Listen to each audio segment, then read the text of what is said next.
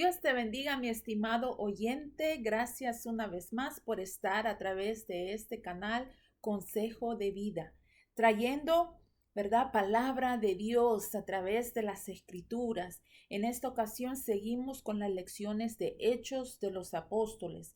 Ya tocamos 5 capítulos, los primeros 5 capítulos de Hechos de los Apóstoles. Hoy continuaremos con el capítulo 6.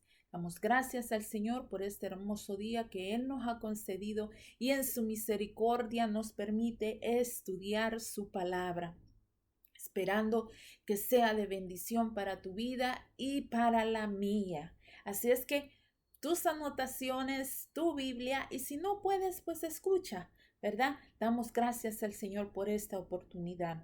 En el capítulo 5 se trató acerca de Ananías y Zafira, de las señales y prodigios que los apóstoles hicieron.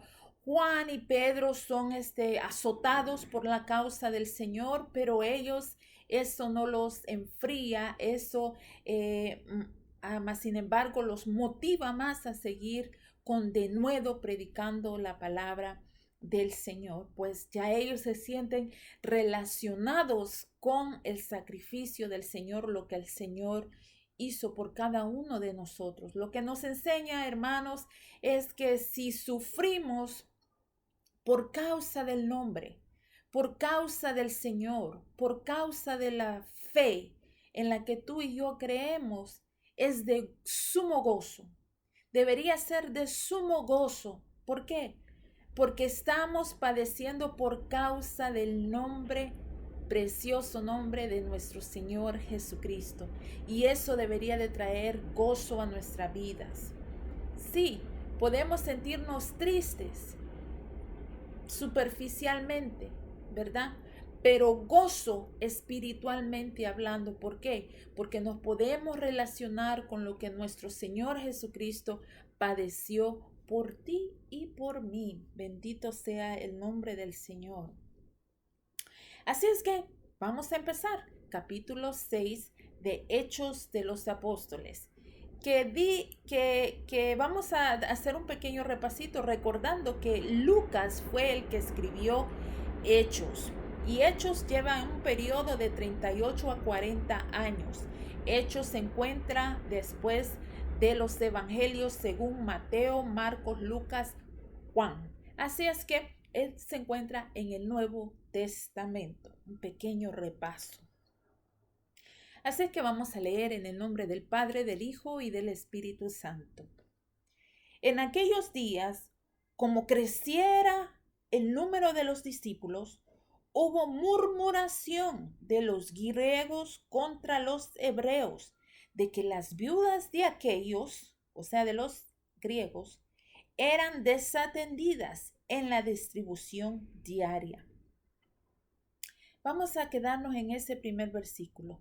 Vamos a analizarlo y a partirlo qué es lo que está pasando, ya que Lucas nos informa grandes detalles en un solo versículo.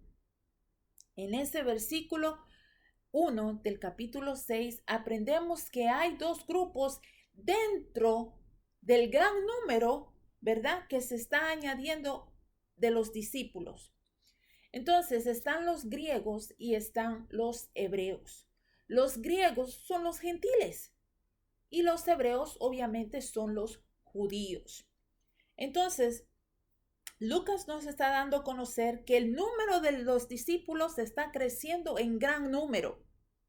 Solamente hay 12 apóstoles que velan por la administración de los bienes que los hermanos están donando para la iglesia.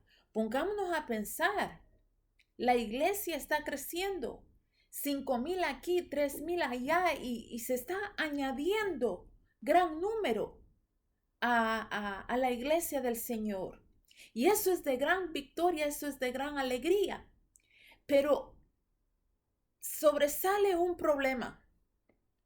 Y es que sí, Los hermanos están siendo tocados de parte del Señor a vender sus herencias, sus propiedades, para traer ese dinero a los pies de los apóstoles y que ellos vean a bien cómo lo administran entre los necesitados, las viudas, los huérfanos, los ancianos, etcétera, etcétera. Acordémonos y repasamos el por qué es necesario velar por estas necesidades de la iglesia, ya que ellos han aceptado seguir los pasos de Jesús, han creído en Jesús como el Mesías y Salvador de sus almas. La sinagoga ha cerrado sus puertas a ayudar a esta gente. Ya las viudas no son ayudadas porque prefirieron irse detrás de las doctrinas de los apóstoles. Ya los huérfanos, ya los ancianos, los necesitados, ya la sinagoga, el templo de Jerusalén ha cerrado su ayuda. Entonces, motivados por estas necesidades y a través de la sabiduría que Dios da, los apóstoles están administrando todo lo que los hermanos de la fe en conjunto han compartido para suplir las necesidades de todo aquello que necesita. Pero hay mucha gente y solamente hay 12 apóstoles. Solo pongámonos a pensar, hay muchas necesidades y solo 12 apóstoles. Ellos están predicando, enseñando, llamando al arrepentimiento, orando, y encima también tienen que velar por las necesidades de fulana, de sutano, de mengano, de prensejo. Es mucho. ¿Se acuerdan de la historia de Moisés en el Antiguo Testamento? Cuando él era el que supervisaba y velaba y oía todas las quejas del pueblo, no había nadie más. Que su suegro, Jetro, si no me equivoco, fue motivado de parte del Señor a aconsejarle a Moisés que buscara personal que le ayudara, pero gente llena de Dios. Lo mismo está pasando aquí con los apóstoles. Hay un problemita, empiezan a haber roces entre los gentiles con los hebreos. Los gentiles, los griegos, empiezan a ver y dicen, como que se está ayudando más a las viudas y a los necesitados del lado de los judíos y las nuestras están siendo descuidadas. Entonces, no queremos mal pensar y decir que los griegos estaban pensando mal o que los judíos estaban siendo prejuiciosos. No, es el simple hecho que Lucas nos comparte este problemita. Lo que causa, ¿verdad?, que piensen los apóstoles y traten de arreglar este problema que pueda hacerse más grande. Entonces nos enteramos que el número está creciendo y que hubo murmuración. Hay una tensión. Cuando hay una murmuración es porque hay tensión. Algo no nos agrada, algo no nos cae bien, algo no nos gusta. Entonces eso trae una fricción, una tensión, algo está provocando un malestar y eso no está bien en el grupo del Señor. Entonces ellos dicen, hubo murmuración de los griegos contra los hebreos, de que las viudas de aquellos eran desatendidas en la distribución diaria. Había un problemita. Pero en el versículo 12, seguimos leyendo, entonces los 12 convocaron a la multitud. ¿Los 12 quiénes? Los 12 apóstoles.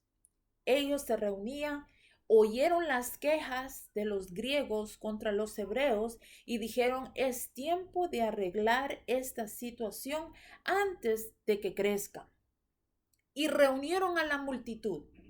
Los 12, los líderes, los que estaban encargados de velar no solamente por la salud espiritual de esa gente, sino también por las necesidades que ellos podrían tener en todo el ámbito de lo que vivieran.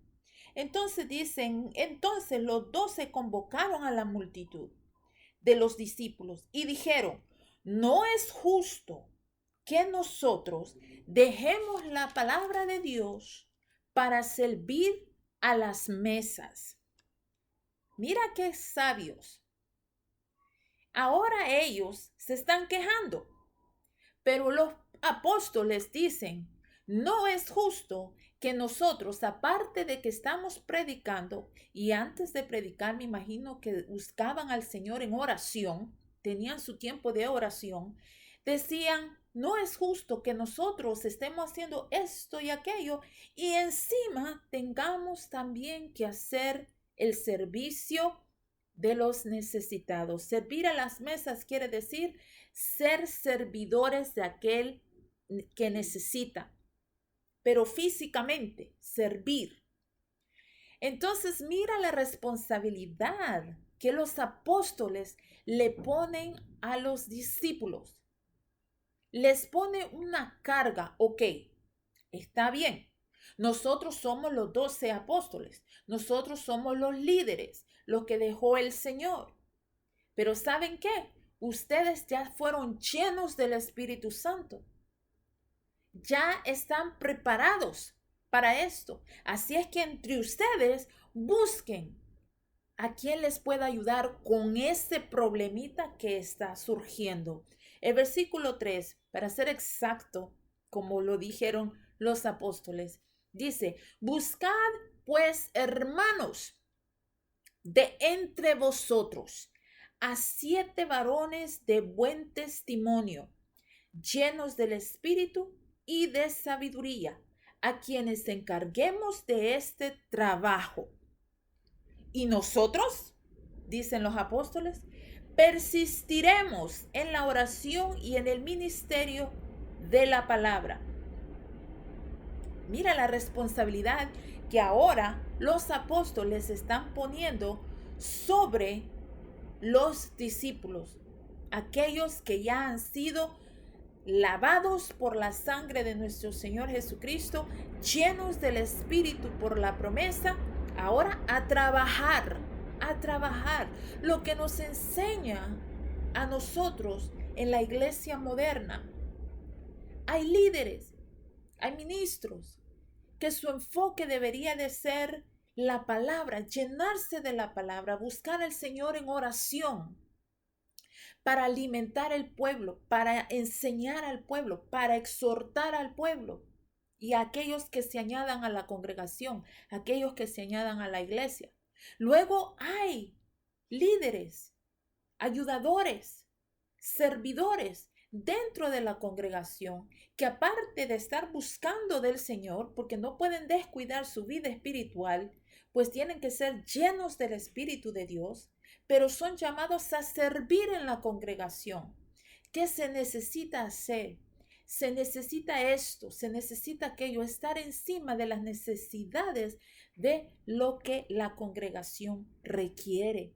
Hermano, todo esto está aquí para que nosotros aprendamos a conducirnos, a dirigir, a estar como miembros o líderes como tú seas en tu iglesia, en tu congregación local, hacer lo que la palabra nos manda hacer y ayudar a nuestros líderes, ayudar a nuestros pastores, ayudar a nuestros ministros.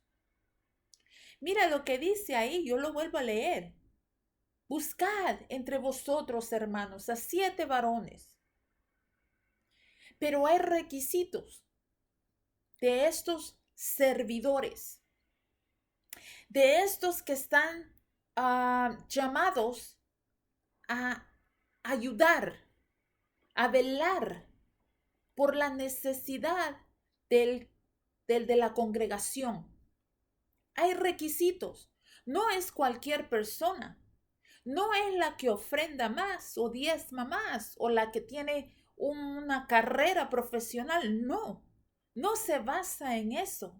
No se basa ni siquiera en cuántos años tienes tú en el Evangelio, porque aquí, entre comillas, o entre ganchitos, ¿verdad?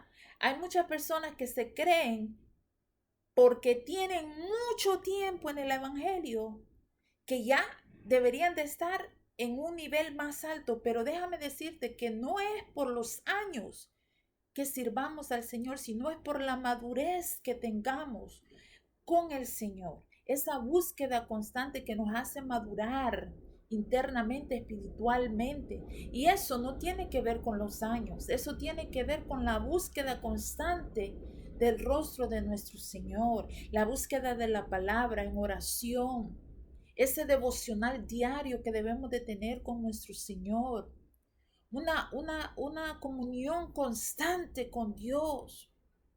No tiene nada que ver con los años. Tiene que ver cuánto tiempo yo de verdad busco llenar mi vida del Señor. Y hay requisitos. Estos varones tenían que ser de buen testimonio. Tenían que ser llenos del Espíritu Santo. Y tenían que tener sabiduría. Esas tres cosas es lo que se requiere de un servidor, desde el más grande hasta el más pequeño en la congregación. Aquel que anhele servir en la congregación tiene que ser de buen testimonio, lleno del Espíritu Santo y ser sabio. Y esas tres cosas, hermano, se pueden obtener con la búsqueda del Señor. Buscar el rostro del Señor. Y el buscar el rostro del Señor no quiere decir solamente sentarme y hacer nada, sino aprovechar el tiempo. Ahora mismo estamos aprovechando el tiempo. Tú que me escuchas o que estás poniendo atención, estás aprovechando el tiempo. Yo estoy aprovechando el tiempo. Yo me estoy llenando cada día más. Tú también. Llenos del Espíritu Santo, de buen testimonio y de sabiduría. Esos son los requisitos para los servidores. Y ser llenos del Espíritu Santo, hermano, y otra vez lo repito, como en otras ocasiones, llenos del Espíritu Santo no quiere decir saltos, brincos, hablar en lenguas extrañas, como dice Pablo. Eso no prueba ser lleno del Espíritu Santo. Dice aquí mismo en la palabra, en Hechos, en varias ocasiones, que ser lleno del Espíritu Santo es hablar con denuedo la palabra de Dios, sentir el Espíritu Santo renovando mi ser desde lo más interno, cambiar. Él es el que cambia mi vida, la forma que actúo, la forma que hablo, la forma que pienso. Eso es ser lleno del Espíritu Santo. Ser lleno del Espíritu Santo es dejar que el Espíritu Santo me guíe por donde tengo que ir. Refrene mi lengua cuando yo quiera hablar. Tape mis oídos cuando hay conversaciones que no estoy supuesta a escuchar. Eso es ser llenos del Espíritu Santo. Ser llenos del Espíritu Santo quiere decir que cuando alguien necesite palabra de vida, yo esté lista y presta a hablarle de Dios y de sus promesas y su grandeza y sus bendiciones sobre la vida de esa persona y la mía. Eso es ser lleno del Espíritu Santo. Ser lleno del Espíritu Santo quiere decir defender esta fe. Defender esta fe como que están tocando lo más preciado para mí. ¿Por qué? Porque defender esta fe quiere decir que yo amo a Cristo de una forma que no quisiera que lo ofendieran de ninguna manera. Eso es ser lleno del Espíritu Santo. Ser lleno del Espíritu Santo es que si alguien viene y quiere hacerme mal por causa de la fe, por causa del nombre del Señor Jesús, yo no me entristezca, sino que me dé gozo, porque estoy siendo partícipe de los vituperios de nuestro Señor Jesucristo. Ser lleno de la fe es buscar el rostro del Señor constante. Ser llenos del Espíritu Santo es dejar que el Señor avive esa fe dentro de mí, ese amor hacia Él. Eso es ser lleno del Espíritu Santo. Y ese es uno de los requisitos para todo servidor dentro de la casa, dentro de la congregación, dentro del cuerpo de nuestro Señor Jesucristo, que es la iglesia. Esos son los requisitos. Y al ser llenos del Espíritu Santo, ¿sabes qué? Es ahí donde viene el buen testimonio. Porque voy a cuidar lo que digo, lo que hablo, lo que veo, cómo camino, cómo pienso, cómo actúo con mi prójimo. ¿Por qué? Porque estoy llena del Espíritu Santo. Estoy llena del Espíritu Santo, eso me va a dar sabiduría. Porque algo en mí que es Dios mismo va a motivarme a leer su palabra, a escudriñar las escrituras, a aprender más de la Biblia. Y eso va a traer sabiduría e entendimiento a cómo yo piense y a lo que yo diga con mis labios. Eso es ser lleno del Espíritu Santo. Mira qué importantes son esas tres cosas para los servidores dentro de la casa del Señor. Los diáconos. No es cualquier persona el que lleva a cargo ese privilegio. No debería ser cualquier persona. Debería cumplir estos requisitos que bíblicamente están aquí escritos para ti y para mí. Seguimos en el versículo 4. Los apóstoles dicen, cuando ustedes busquen esos 7 varones de buen testimonio, llenos del Espíritu Santo y con sabiduría, entonces nosotros seguiremos persistiendo en la oración y en el ministerio de la palabra. ¿Qué quiere decir persistiremos? Perseveraré, de perseverar. Dios mío, me trabo. Perseverar, ser constantes. Era el trabajo que tenían que hacer los apóstoles. Orar y ministrar en la palabra.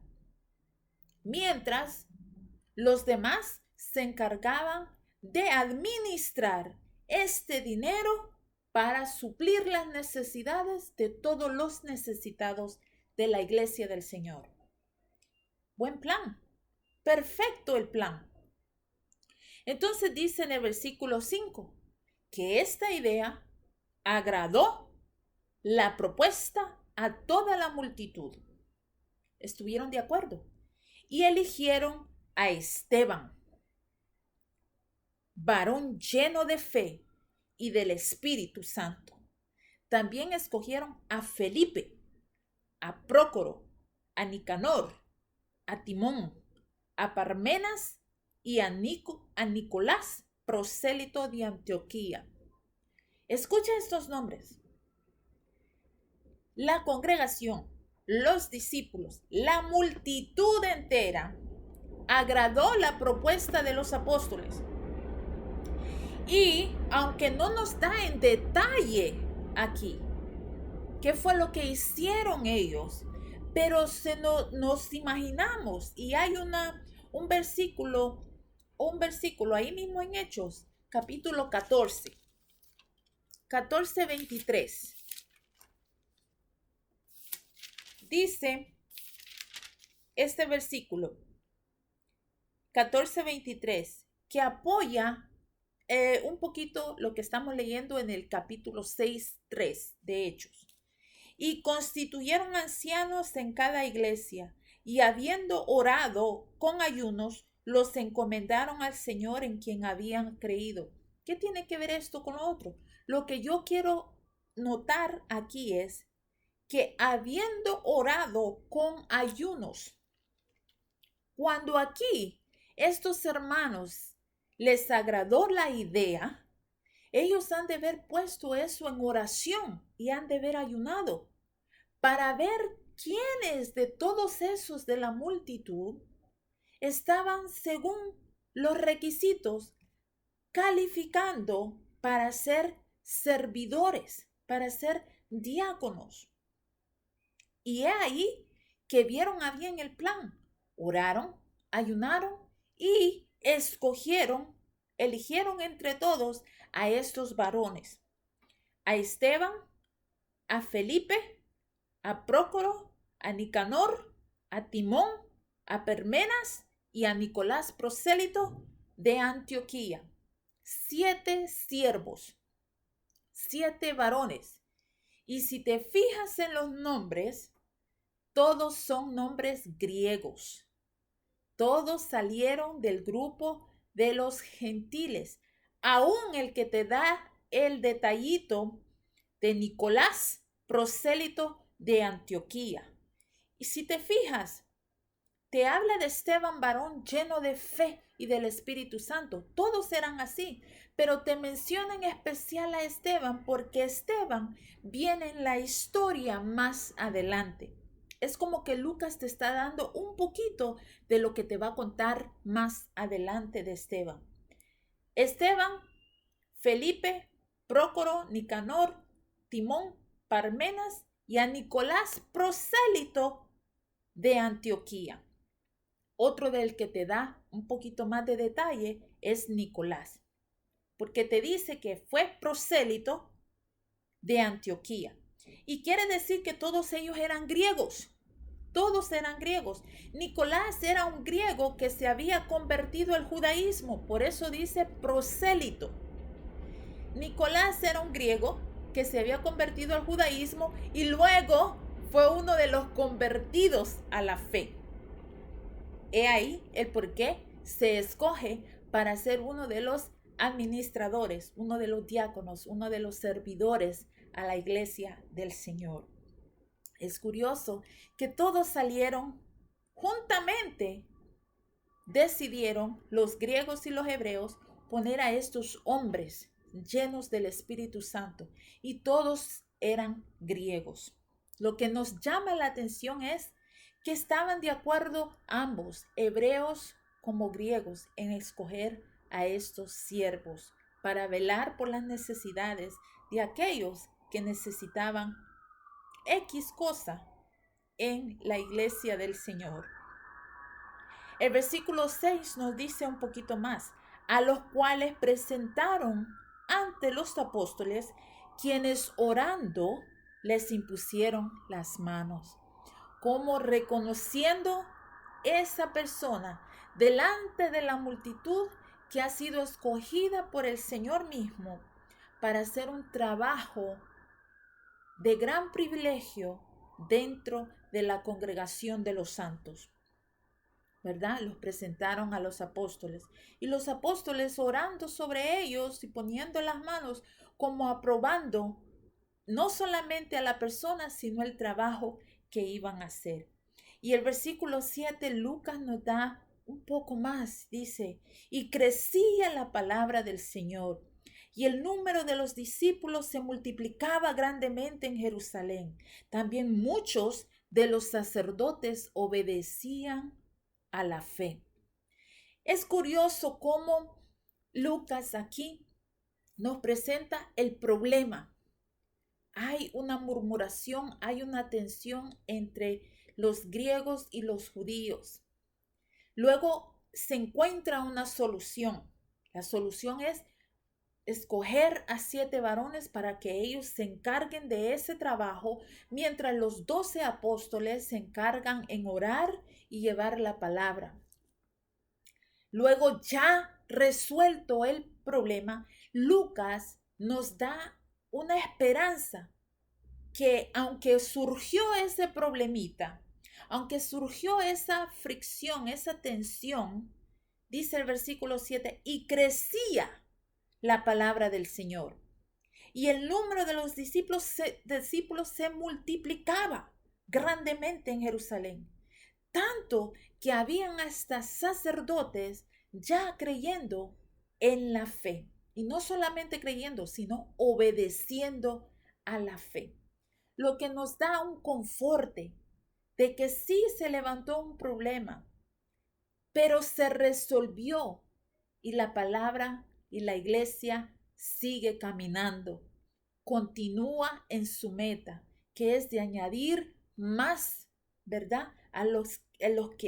Añadir a la iglesia del Señor más de los que han de ser salvos. Bendita sea la gracia del Señor sobre nuestras vidas. Qué hermosa lección. ¿Qué es lo que podemos nosotros aprender aquí? Que aunque un problema pueda surgir, con sabiduría podemos analizar los planes que el mismo Señor nos pone en nuestra cabeza, resolver y seguir adelante. Seguir adelante. Pero tener los ojos abiertos y ser llenos del Espíritu de Dios. ¿Para qué? Para poder ser sabios y poder acatar qué es lo que hay que arreglar en lo que el Señor nos ha dado en nuestras manos.